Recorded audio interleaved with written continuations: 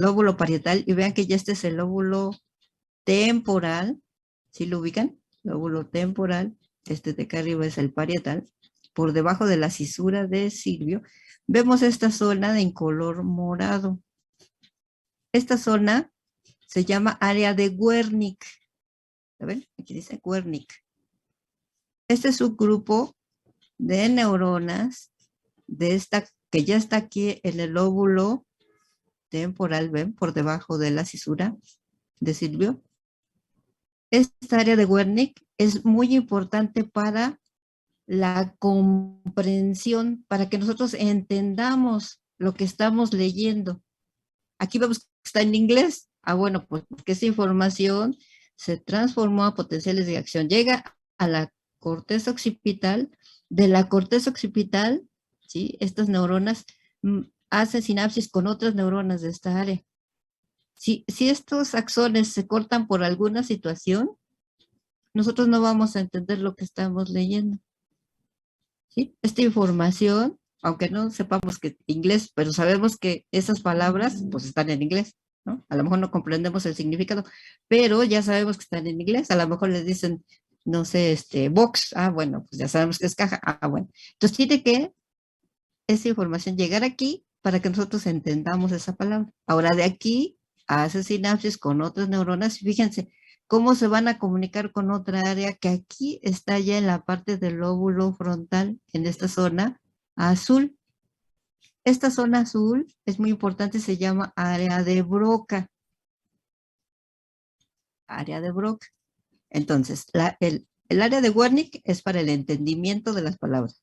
Ahora, el área de Broca es el área que nos ayuda a la formación de las palabras, ¿sí?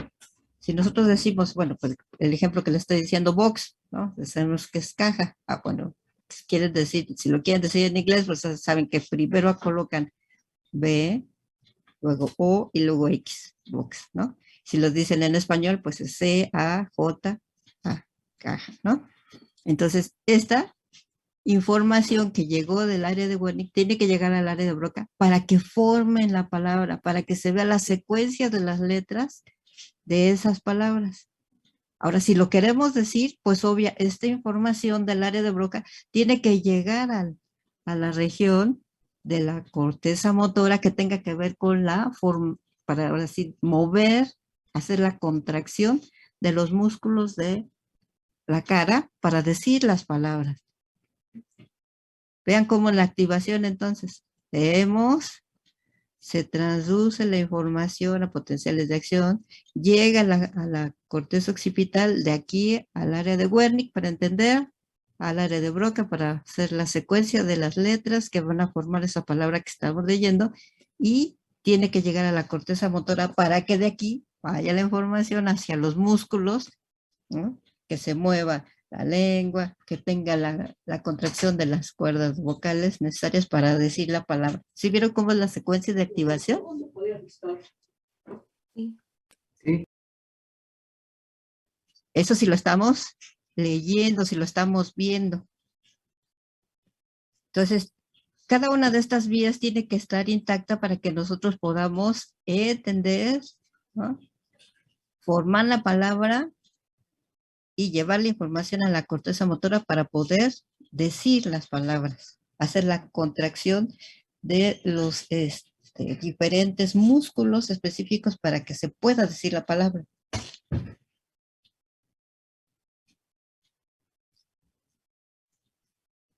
Si ustedes no llegan, no tienen tienen algún daño en estas vías, ya les dije, desde la corteza occipital, ¿no? Bueno, pues obviamente del nervio óptico, si no está bien, pues no van a poder ver, pero si la información, este nervio óptico está bien, los retina está bien, la corteza occipital está bien, pero estas vías que llegan a la área de Wernicke están mal, pues no van a poder entenderla.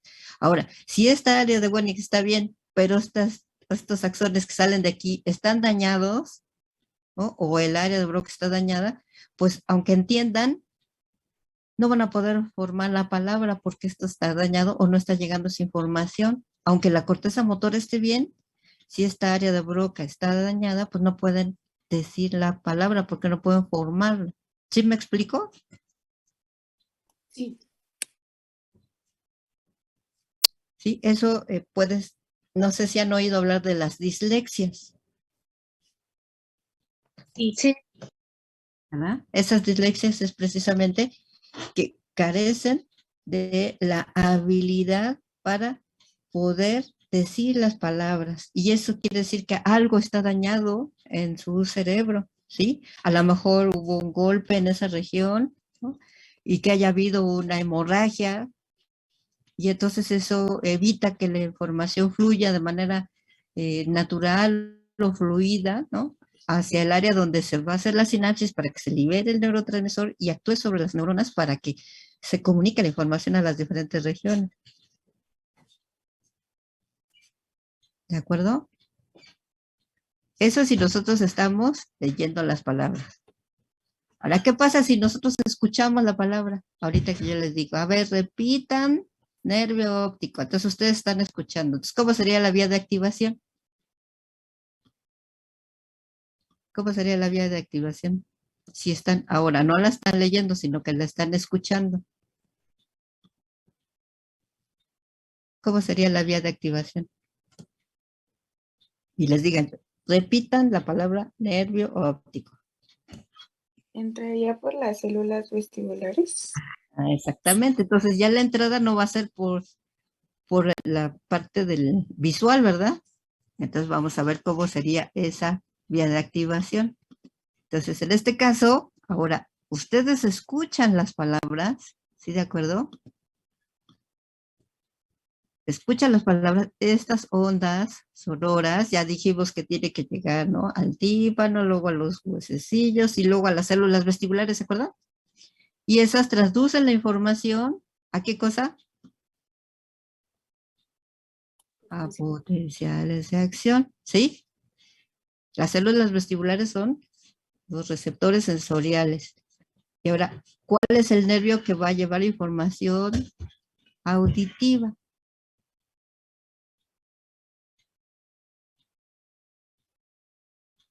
Ahora no va a ser el nervio óptico, porque eso era el visual, ¿no? Nervio acústico. Ajá, si se acuerda alguien cuál es el par craneal del nervio acústico. Su nombre completo es el nervio vestíbulo coclear, ¿no?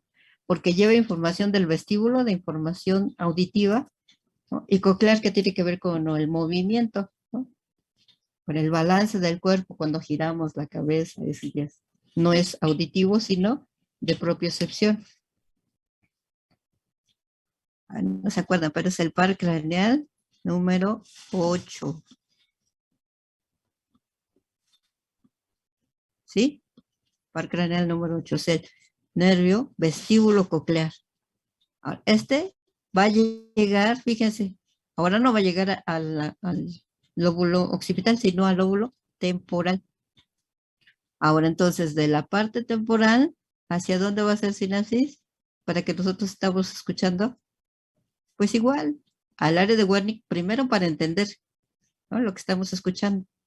De aquí al área de Broca, y del área de Broca a la corteza motora para, de nuevo, hacer contracción de los músculos que necesitamos para decir las palabras que que estamos escuchando. ¿Sí de acuerdo? Sí. Estas dos áreas, del área de Wernicke y el área de Broca, en los diestros, o sea, en los que escribimos con la mano derecha, yo digo, no, porque yo soy diestra, yo escribo con la mano derecha, estas dos áreas solo están ubicadas en el hemisferio izquierdo. ¿Sí? Los que son zurdos, estas dos áreas de Wernicke y de Broca están ubicadas en el hemisferio derecho. Y los ambidiestros, o sea, los que usan las dos manos, entonces tienen área de Wernicke y área de Broca en los dos hemisferios. ¿De acuerdo?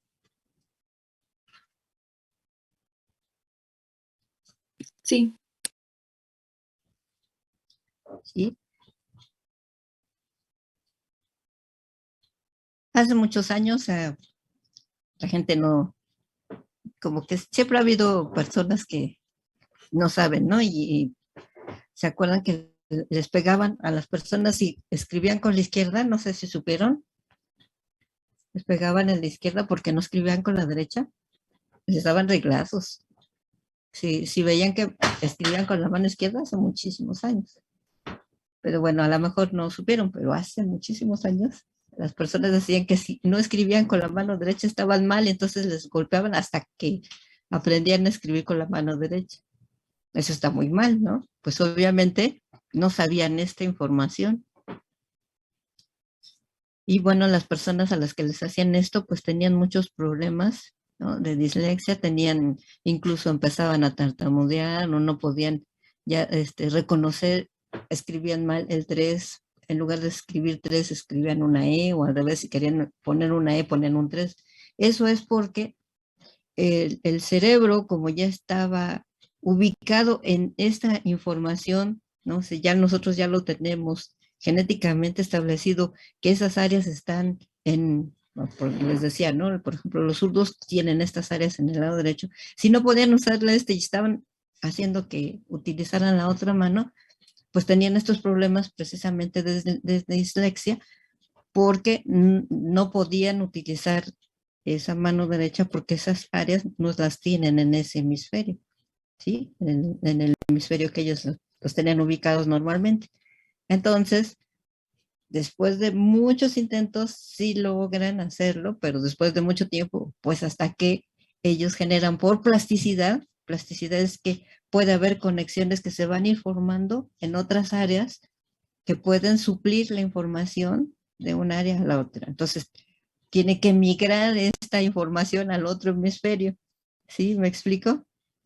Entonces, el tiempo en el que tardan en desarrollar la habilidad es el tiempo en el que tardaron en que sus neuronas en la corteza llegaron a formar estas áreas en el otro hemisferio en las que no estaban ubicados.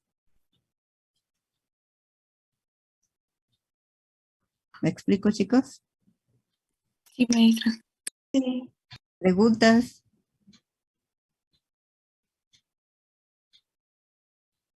¿No? Creo que no. Pero está muy emocionante. ¿Cómo no tienen preguntas? ¿No? No, sí se lo entendió bien. Pero que tengan dudas, ¿no? Pues digo, no necesariamente de lo que acabo de decir, sino de lo que ustedes hayan leído, que hayan visto, que hayan sabido, ¿no? ¿Seguimos entonces? Sí. Entonces, como vemos aquí, para que ustedes puedan explicar, ¿no? Las vías de activación o cómo es que estos receptores van a estar mandando información al sistema nervioso central, pues van a tener que acordarse de cuáles son esos receptores y esa información a través de qué nervio se lleva la información a la corteza, al cerebro. Entonces, necesitamos que recuerden si es que lo han, si ya lo vieron en anatomía o en histología, como se llama, es el curso que tienen que recordarlo y si no, buscarlo en los libros, porque lo van a necesitar para su práctica de receptores y de arco reflejo. Entonces aquí les estoy poniendo esto, que es una tarea que les voy a dejar para que ya lo vayan buscando de una vez, no lo dejen para después, ya por eso lo estoy poniendo para el día miércoles 9 de marzo. Buscar pares craneales, ¿sí? ¿Cuáles son esos pares craneales? ¿A partir de qué receptores vienen? Con esquemitas. Y decir de estos pares craneales, porque vamos a ver que hay información que solo viene de los receptores sensoriales y llevan información a la corteza. Entonces son sensitivos. Algunos solo son sensitivos. Otros solo vienen de la corteza y van a llegar a la médula espinal, ¿no? Para mandar información motora. Entonces, ¿cuáles de esos nervios craneales son motores? Y habrá otros que sean mixtos, o sea, que lleven información sensitiva y que también lleven información motora, que son nervios craneales mixtos, ¿sí? Entonces, ¿de dónde se originan y a dónde llegan? ¿Sí? Tanto de, si son sensitivos, pues de qué receptor, a dónde llegan, ¿no? A la corteza occipital, a la temporal, a dónde llegan. Y si son motores, pues de qué región de la corteza va a bajar esa información, ¿sí? Para que sepan exactamente de dónde provienen, o a lo mejor no vienen de la corteza, sino que vengan de otra región. Entonces, bueno, pues digan de dónde se originan y a dónde llegan. ¿Sí, chicos? Sí. Con esquemas, porque les van a preguntar en sus seminarios cuáles son esos nervios y ya los tienen que decir. Ah, pues el par craneal número 7 es el facial. Ah, bueno, ¿qué es? Es sensitivo. Ah, es mixto. Sí, eso ya lo tienen que saber, ¿sí? Sí. Sí, maestra. Muy bien. Entonces, Conce, ya les avisé. No, nadie nos dijo. Una duda rápida. ¿Se puede hacer en computadora?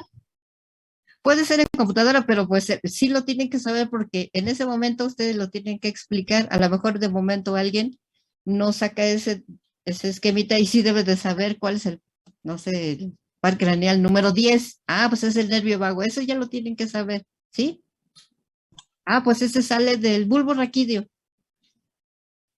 ¿Sí, de acuerdo? O sea, sí lo pueden hacer así en computadora, ¿sí? O sacarlo de un lado, pero sí necesitan ya ustedes acordarse, porque se los van a preguntar y lo tienen que saber rapidísimo. De acuerdo. Sí, Sí. porque además seguramente les van a hacer preguntas de eso en el examen, entonces de una vez, ¿para qué lo dejamos hasta después? Mejor ya lo tienen y ya se lo van acordando, para que se lo vayan grabando, ¿sí? Sí. Sí, Va. maestra. Bueno, entonces seguimos. Entonces, fíjense, aquí ya tenemos entonces la corteza motora. Ahora vean cómo, les decía yo, estas neuronas piramidales que vienen de la corteza motora, que ya dijimos que están en el lóbulo frontal. Esta información, fíjense, aquí están las neuronas piramidales. Entonces, estas neuronas piramidales, si nosotros queremos hacer un movimiento voluntario, ¿no? Pues, bueno, estas neuronas, por ejemplo, para mover este dedo gordito, ¿no? De la mano, por ejemplo, de la mano derecha, pues entonces sería del hemisferio izquierdo. Bueno, estos axones provienen de estas neuronas piramidales y ven que son axones larguísimos, ¿sí? Pero vean, partimos de un hemisferio y entonces van bajando, estos son sus axones largos. Pero cuando llegamos aquí al bulbo raquídeo, fíjense que estos axones cruzan del otro lado.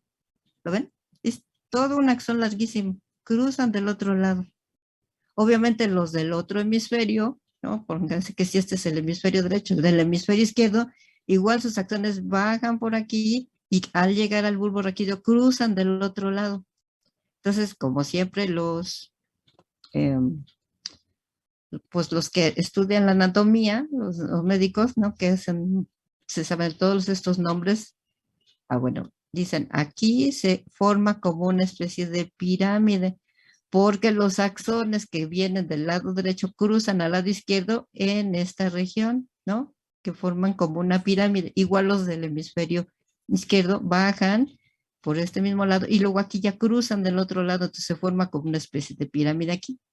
Este es la región de la pirámide del bulbo raquídeo.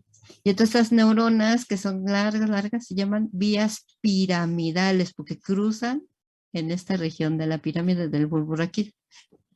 Estos axones llevan información de movimientos voluntarios rápidos, ¿sí? Que de un momento se va a caer algo y los pescamos. Bueno, esos son movimientos voluntarios rápidos.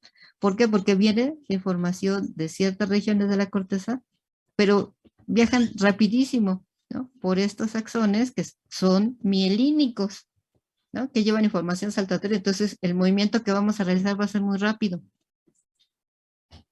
Y fíjense, llegan hasta la médula espinal. Y aquí en la médula espinal, por fin hacen sinapsis. ¿Lo ven? Acá. Hacen sinapsis con neuronas, que estas neuronas son las neuronas que van a llegar a los músculos esqueléticos, ¿sí? Estas son neuronas motoras alfa. Las neuronas motoras alfa, ¿sí? Son las que van a, fíjense, hacer que el músculo esquelético tenga contracción. Entonces las fibras piramidales son las que salen de la corteza motora y estas piramidales hacen sinapsis con las alfa motoneuronas. ¿Sí, chicos? ¿Lo ven? Sí. Las alfa motoneuronas son alfa porque son igual son mielínicas y tienen mielina que hace que la conducción sea saltatoria y rápidamente provoquen contracción del músculo. Entonces, es un movimiento voluntario porque la información viene de la corteza, ¿verdad? Y llega a hacer sinapsis con las alfa-motoneuronas. ¿Sí lo ven? Es toda una neurona larguísima. El soma de la neurona piramidal está en la corteza. Su axón baja, cruza del otro lado en el bulbo y hace sinapsis con las alfa-motoneuronas. Pregúntenme, chicos. Díganme si sí estamos bien o me regreso. Sí, estamos bien. Muy bien.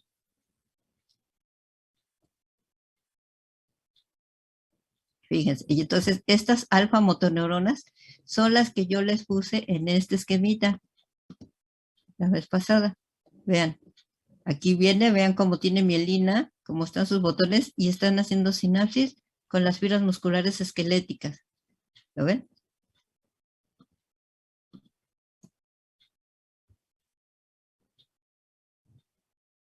Estas son las alfa. Para que estas alfa manden potenciales de acción para que puedan hacer que estas fibras musculares esqueléticas se contraigan, las piramidales hicieron sinapsis con ellas, ¿de acuerdo?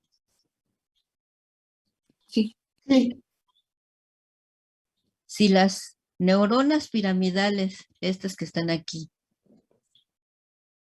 estas, las que vienen de la corteza motora, no tienen mielina, porque puede haber enfermedades, ¿se han oído hablar de la esclerosis múltiple, de estas enfermedades que van perdiendo la mielina?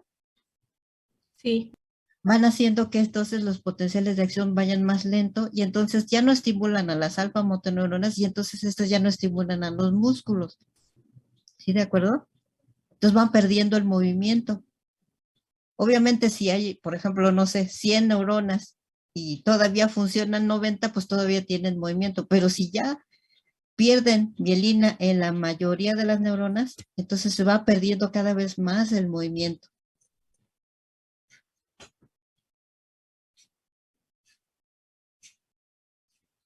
¿De acuerdo? Sí. Entonces, las piramidales hacen sinapsis con las alfa-motoneuronas y ahora sí, las alfa-motoneuronas hacen que estas fibras musculares esqueléticas tengan contracción. Así hacemos un movimiento voluntario. ¿Dudas?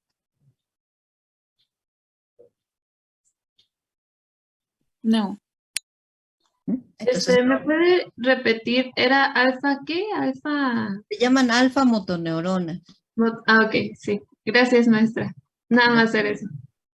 Alfa, es que hay una clasificación alfa.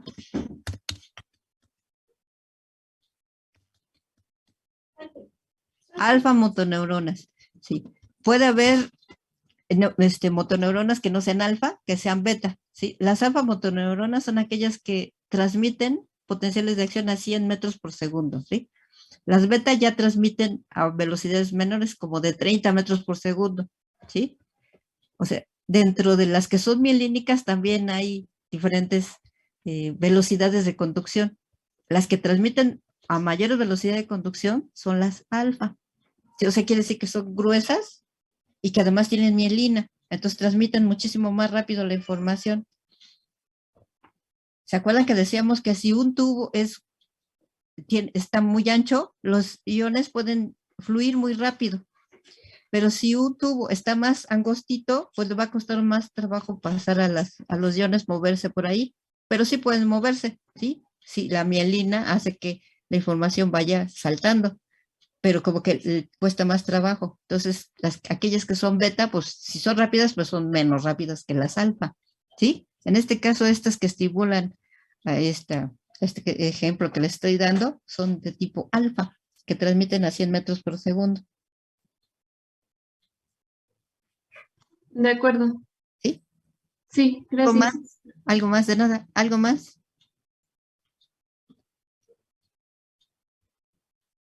¿No? No, creo que no. Creo que no, maestra. Esos son movimientos voluntarios. Ahora vamos a los involuntarios, o sea, aquel movimiento que realizamos sin que la corteza participe en hacer ese movimiento, ¿sí?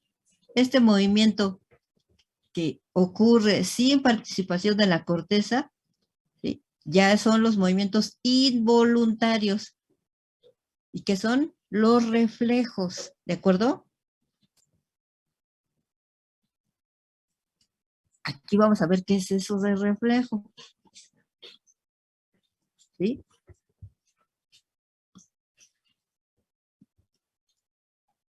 Entonces aquí, fíjense, aquí vamos a hablar de lo que es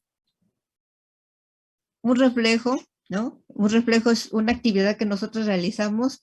Ante un estímulo tenemos una cierta respuesta, que siempre va a ser la misma, ¿sí? Siempre va a ser la misma. Se dice que es una respuesta estereotipada. Si ustedes ponen la mano en la plancha caliente, pues la respuesta va a ser quitar la mano de ahí, ¿no? Porque están provocándose daño con ese estímulo térmico doloroso. Ese es un reflejo. Y para que ocurra esa respuesta, que se dice que es estereotipada, quiere decir que siempre va a ser la misma.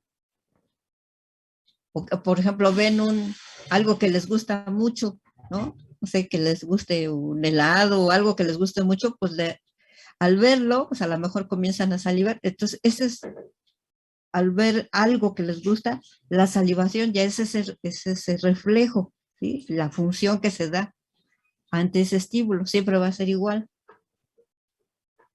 ¿sí? Ahora, para que se dé esa respuesta, necesitamos varios elementos para que se dé esa respuesta. Esos elementos están constituyendo lo que es el arco reflejo. ¿Sí se ve la diferencia?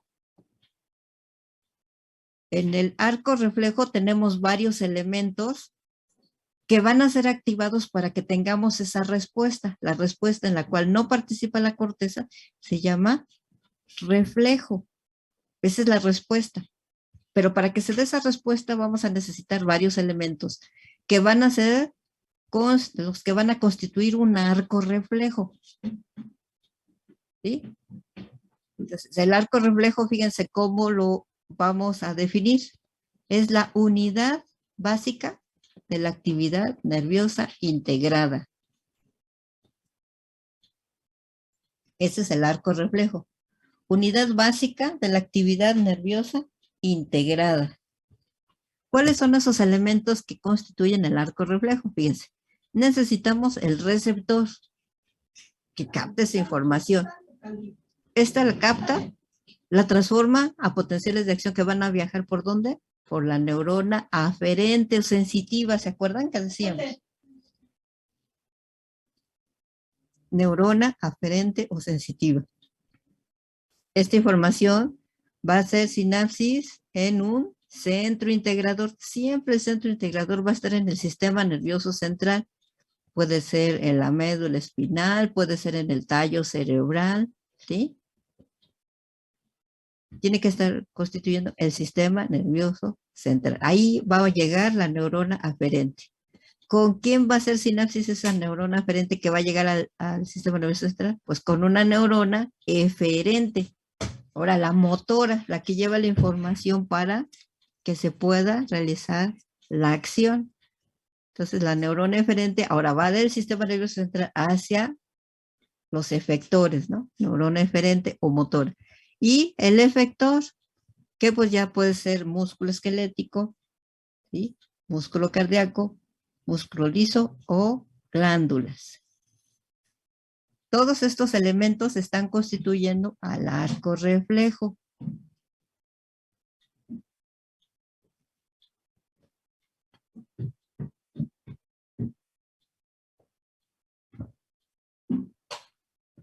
¿Me regreso o vamos bien? Vamos bien. Recuerden entonces que en el arco reflejo se realiza la acción que es el reflejo. Eso es lo que va a ocurrir ante un estímulo. Un estímulo activa a este receptor y este receptor va a dar una respuesta, ¿no? Por un efector y esa respuesta es el reflejo. Pero para que se dé esa respuesta necesitamos hacer la activación de todos estos elementos del arco reflejo. El arco reflejo es la vía, ¿no? La respuesta es el reflejo, ¿de acuerdo? ¿Sí ven la diferencia? Sí. Sí. Ahora, vamos a ver que hay diferentes formas de clasificar a los reflejos, ¿sí? O sea, a esa respuesta que vamos a tener. ¿Cómo podemos hacer? Fíjense, para poder ver esa respuesta, ese reflejo, podemos clasificar esos reflejos, esa respuesta, dependiendo, por ejemplo, del sitio del procesamiento. O sea, dónde se va a realizar la integración de la información. O sea, ¿a qué región del sistema nervioso central va a llegar? Si llega a la región espinal, pues los reflejos se van a llamar espinales. Si llegan más arriba, al tallo, por ejemplo, pues ya van a ser, ya dentro del cerebro, pues ya van a ser, puede ser en el mesencéfalo, por ejemplo, ya son craneales porque ya están en el cerebro, ¿sí? Entonces, de acuerdo al sitio del procesamiento, a dónde va a llegar la información, ¿verdad? ¿Qué es lo que está siendo activado finalmente para dar ese reflejo? Si llega a la médula espinal son reflejos espinales, si llega más arriba son craneales. Ahora, de acuerdo al desarrollo, ¿cuánto se originó ese reflejo? Si fue al momento, ¿no? Antes del nacimiento, o sea que fue innato, ¿no? O sea, en el nacimiento ya traíamos ese reflejo, por ejemplo. ¿Alguien sabe de un reflejo que ya lo traigamos desde el nacimiento? ¿Qué reflejo? Cuando nos vamos a caer, el poner las manos, no sé si sea ese. Ajá, sí, sí, muy bien. ¿Qué otro? El de succión. Exactamente. El de succión, ¿sí?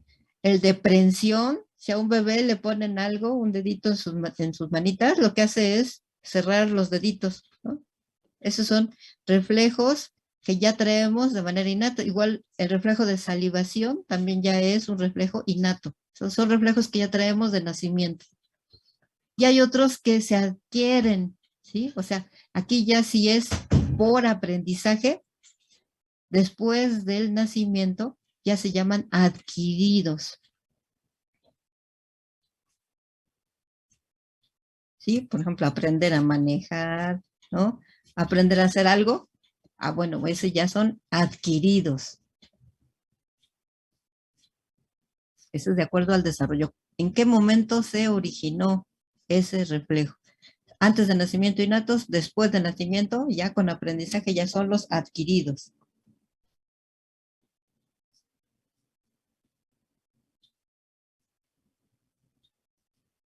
Ahora, de acuerdo a la complejidad, o sea, ¿cuántas sinapsis van a ocurrir dentro del sistema nervioso central? Ya les decía yo que el receptor capta la información, lleva la información por la vía aferente y en el sistema nervioso central tiene que haber sinapsis, ¿no? Con la vía motora. Ah, bueno.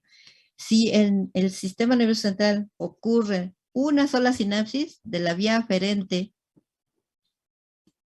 ¿no? Una neurona va a hacer sinapsis con una motoneurona, como les decía, la alfa. Aquí tenemos el sistema nervioso central. Solamente tenemos ¿cuántas sinapsis aquí? Esta es la sensitiva, neurona sensitiva, y esta es la motora. Esta es la que va a hacer que el músculo esquelético se contraiga. ¿Sí? ¿Se acuerdan? Lo veíamos. Es músculo esquelético.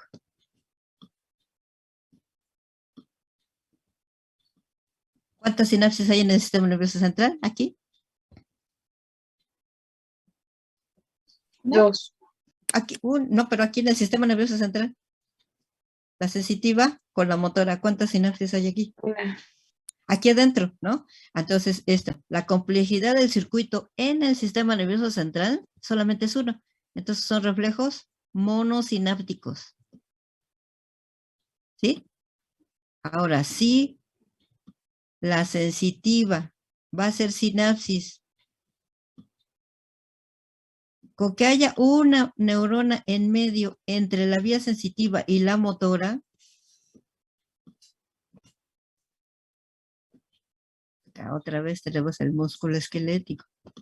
La motora es la que va a hacer que el músculo esquelético tenga contracción. Pero si aquí todo esto está ocurriendo en el sistema nervioso central, ¿cuántas sinapsis hay aquí? Hacia adentro del sistema nervioso central.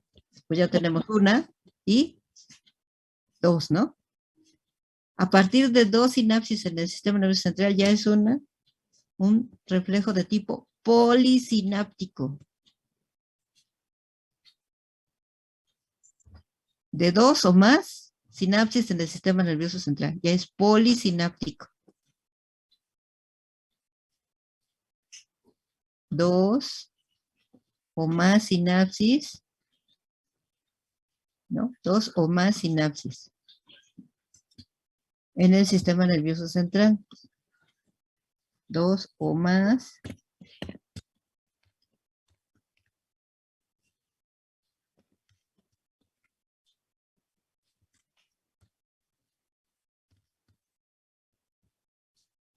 Dos o más sinapsis en el sistema nervioso central. ¿Sí? 2 o más sinapsis. Ese ya se llaman polisinápticos.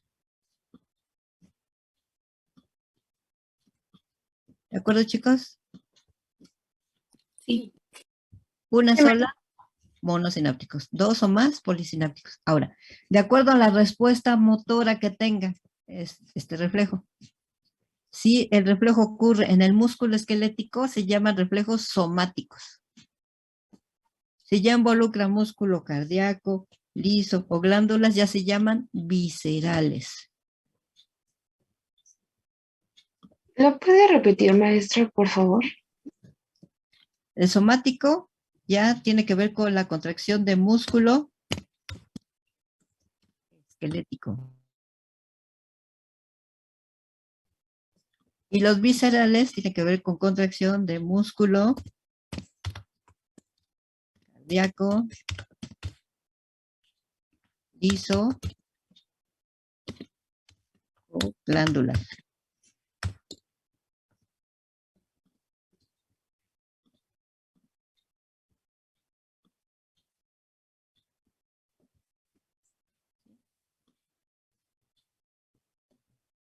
Gracias.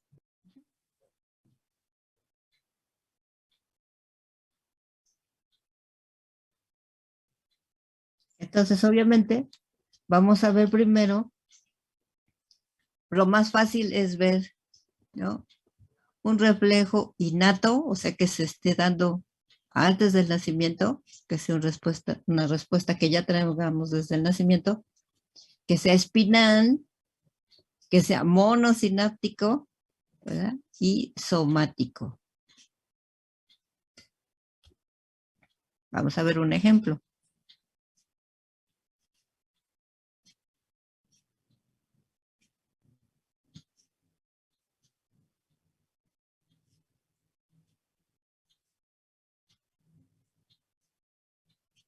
¿De acuerdo? Sí. ¿Ya podemos borrar esto? ¿Me lo quitamos? Sí. Entonces, para que ocurra esto, nosotros necesitamos, ¿sí? Otra vez recordar de la médula espinal.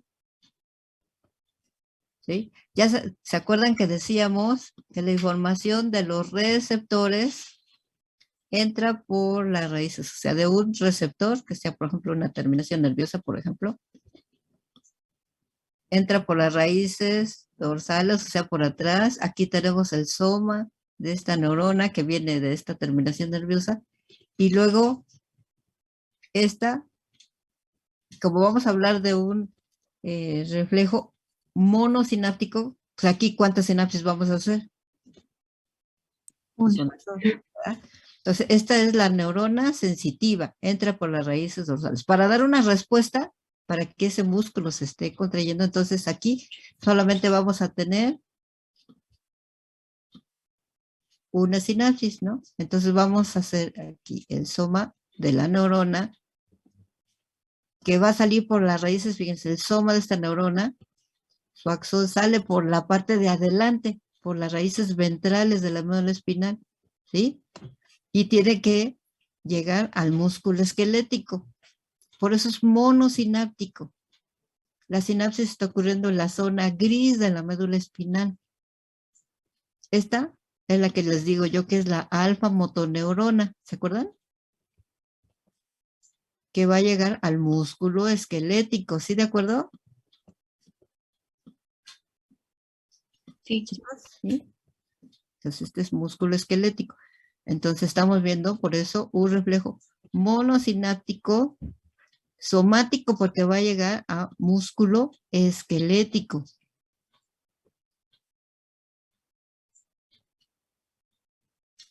Entonces, vamos a ver un ejemplo, ¿sí? Los reflejos monosinápticos más conocidos son aquellos a los cuales el músculo que tenemos en nuestros músculos, el músculo se estira, ¿sí? Para que un músculo se estire, ¿se acuerdan que dijimos que los músculos están constituidos de fascículos, ¿no? Y esos fascículos son grupos de fibras musculares que son tubulares, ¿se acuerdan? De los músculos, ¿cómo son? ¿Sí? Sí. Entonces, si un músculo se estira, si una fibra muscular se estira, entonces eso, ¿a quién va a estirar en medio? ¿Quién dijimos que estaba entre los músculos?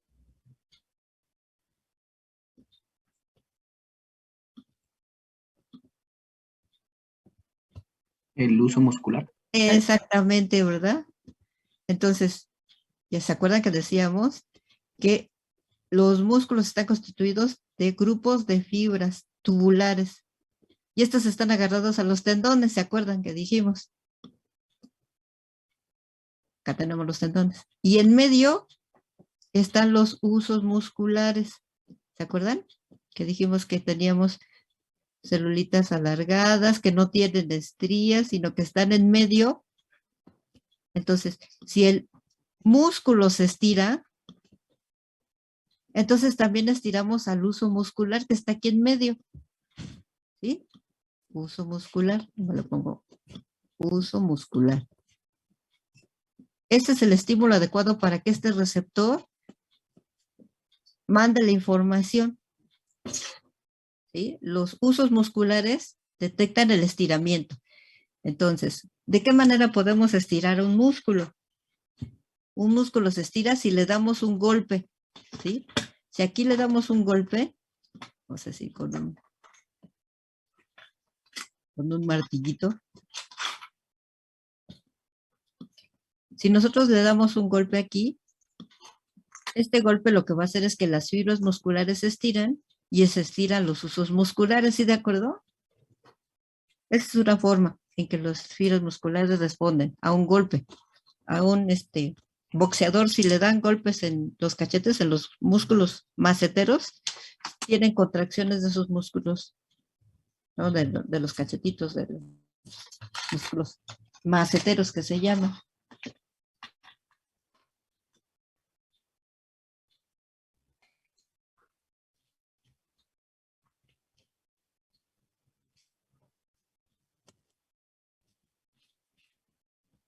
¿Sí? Otra forma en que se puedan estirar las fibras musculares es que demos este golpe, en lugar de darlo en el mero musculito, que lo demos en el tendón. Es decir, que aquí vamos a tener el tendón, que es el que lo va a agarrar al hueso. ¿Se acuerdan? Entonces, este sería el tendón.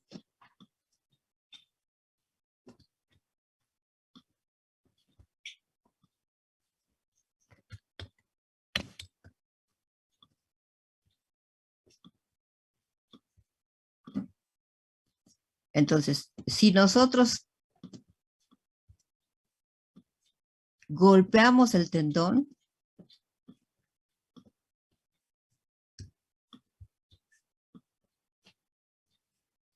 Si golpeamos el tendón, igual con martillito, este golpe en el tendón también hace que las fibras musculares se estiren.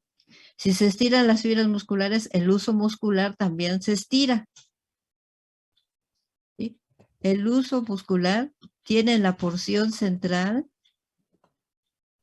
fibras nerviosas que están enrolladas así.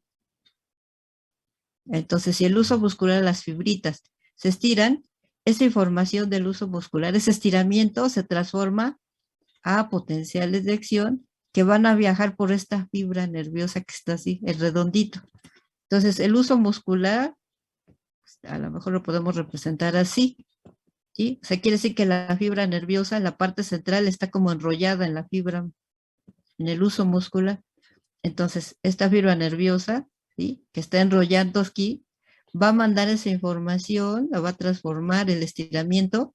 Al estirarse, se estira el huso muscular, se transforma a potenciales de acción, y estos potenciales de acción, ¿sí?, esta fibra nerviosa se llama fibra anuloespiral.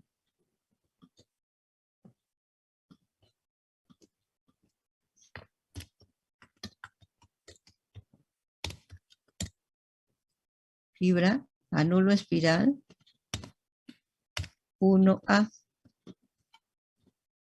Esta es la fibra del huso muscular. Entonces, el huso muscular es el receptor.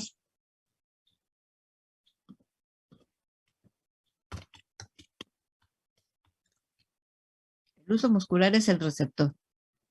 Este capta el estiramiento, ya sea que se golpee, si se golpea el músculo directamente o que se golpee el tendón. De las dos maneras nosotros hacemos que el músculo se estire y eso estira también a los huesos musculares. Transforman el estiramiento en potenciales de acción y esos potenciales de acción van a viajar por la fibra anuloespiral. ¿Hacia dónde? A la médula espinal. ¿Sí? Aquí ya se produjeron potenciales de acción. ¿Hacia dónde? Hacia la médula espinal, al sistema nervioso central, específicamente ¿dónde? Pues es esto que estamos viendo aquí. Entonces aquí tendremos aquí el huso muscular que se estiró. Si se estira el músculo, se estira el huso muscular, manda potenciales de acción por la vía aferente, que es la neuroespiral 1A. Y esta neuroespiral va a hacer sinapsis ¿con quién? Con la alfa motoneurona, que va a llegar ¿a dónde? Al mismo músculo que se estiró. ¿Sí? Entonces va a llegar a las fibras musculares que están alrededor del huso. ¿Sí, de acuerdo? ¿Sí me van siguiendo o ya los perdí? No, sí, todo bien. No, sí la vamos siguiendo. Muy bien. ¿Sí? Entonces, fíjense, aquí estamos adentro del músculo. Aquí está el músculo, se estiran las fibras musculares. Estas fibras musculares se estira el huso, se producen potenciales de acción que van por la vía anuloespiral 1A. Estas hacen sinapsis con las alfa motoneuronas que llegan a las fibras que se estiraron. Y si se estiraron, la respuesta va a ser la contracción de estas fibras musculares que se estiraron. ¿De acuerdo? Sí. Vamos a verlo con el dibujito más bonito. Entonces, háganle captura para pasar a la imagen para que se vea más bonito. Porque esto que intenté de explicarles aquí. ¿Listos? Sí, maestra. Ven, aquí está el dibujo más bonito. Ok, fíjense. Aquí tenemos el músculo. ¿Lo ven? Aquí, por ejemplo, este es el muslo. ¿Se acuerdan? Entonces, en el muslo tenemos el cuádriceps, la parte superior del muslo. Vean, si ustedes golpean el cuádriceps o golpean el tendón al que está agarrado el cuádriceps, ven que está aquí el tendón y está aquí la rótula. Este tendón que pasa por delante de la rótula se llama el tendón rotuliano. ¿De acuerdo? Entonces, si golpean el tendón rotuliano o golpean el mismo cuádriceps, ¿qué hace? Que se estire el cuádriceps. Si se estira el cuádriceps, estira el huso muscular que está aquí en medio. Se estiran los dos. Eso se transforma a potenciales de acción que viajan por la vía anulo espiral 1A. Vean, acá está el soma de esta neuronita del huso muscular. Y va a ser sinapsis, una sola sinapsis con la alfa motoneurona. Aquí en la médula espinal, por eso es monosináptico, con la alfa motoneurona. Entonces, los potenciales de acción vienen al mismo músculo que se estiró para que éste se contraiga. ¿Sí, chicos? ¿Lo ven? Sí. Pero ¿se acuerdan que yo les decía que para que existiera movimiento, este músculo que está realizando, el que está realizando la acción, ¿verdad? Que es el músculo protagonista o el agonista que le llaman en algunos libros, ese es el que realiza la acción. Si se estira, este se contrae. Pero ¿qué le pasa al opuesto? ¿Se acuerdan que decíamos? Al que está del otro lado, que en la pierna es el bíceps crural. ¿Qué le tenía que pasar? Lo contrario, Se tenía que, si no se contrae, estirar. se tiene que relajar. Todos los músculos tienen sus alfa motoneuronas, chicos.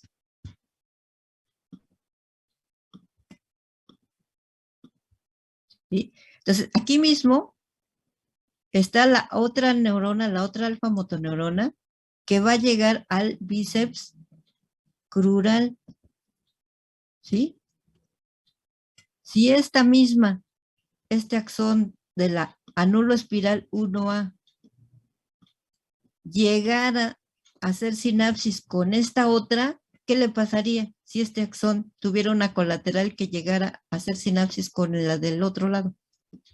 Con esta alfa motoneurona que llega al músculo bíceps crural, ¿qué pasaría?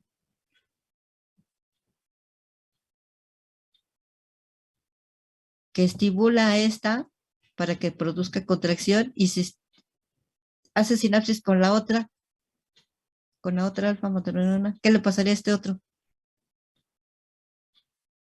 ¿También se contraería o no? Sí, ¿no? Pues sí, entonces no puede haber una sinapsis aquí directa con la otra alfa motoneurona, ¿sí? ¿De acuerdo?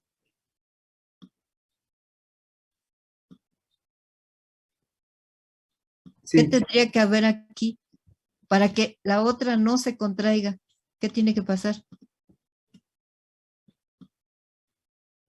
Que tiene que haber una colateral con una interneurona que va a provocar que esta otra se inhiba, ¿sí? Esta otra rojita.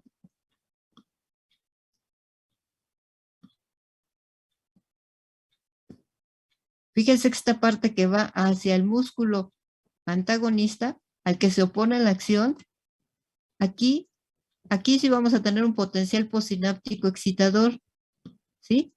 Igual que acá. Pero si hubiera una conexión directa entre esta roja y esta otra roja, esta también tendría una producción de potencial de acción y este también se contraería. Entonces eso no puede ocurrir. Entonces, ¿qué tenemos que hacer? Que esta no debe de contraerse. ¿Cómo lo hacemos? Pues hay una interneurona que va a provocar acá un potencial postsináptico inhibidor. Y entonces, ¿se van a producir potenciales de acción aquí?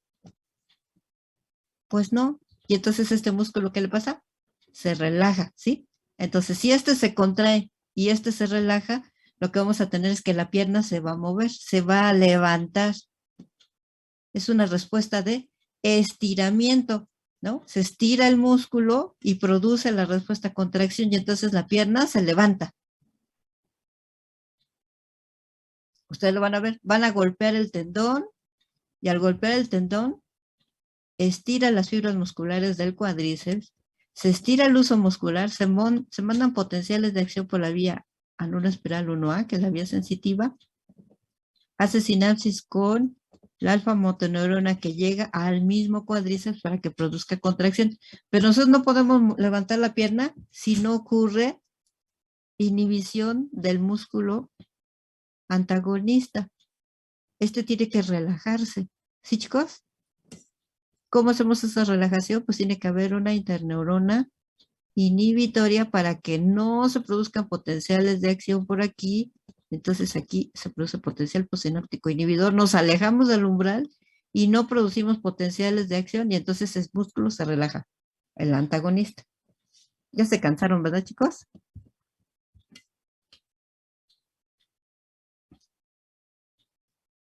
Un poquito. Y, bueno, vamos a dejarlos aquí.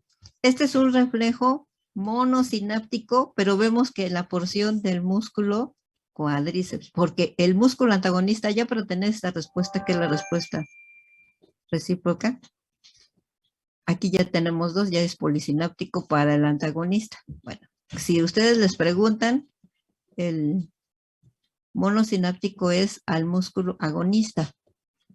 ¿Sí? Este es un reflejo roduniano. ¿Sí? Bueno, vamos a dejarlo hasta ahí.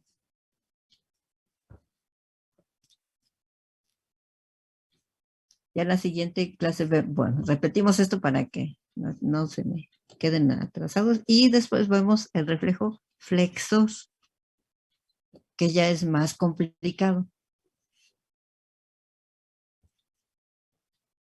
Sí, profesora. Sí, maestra, está bien. Ya los voy a dejar descansar porque estuvo muy pesado el día de hoy, por lo del seminario.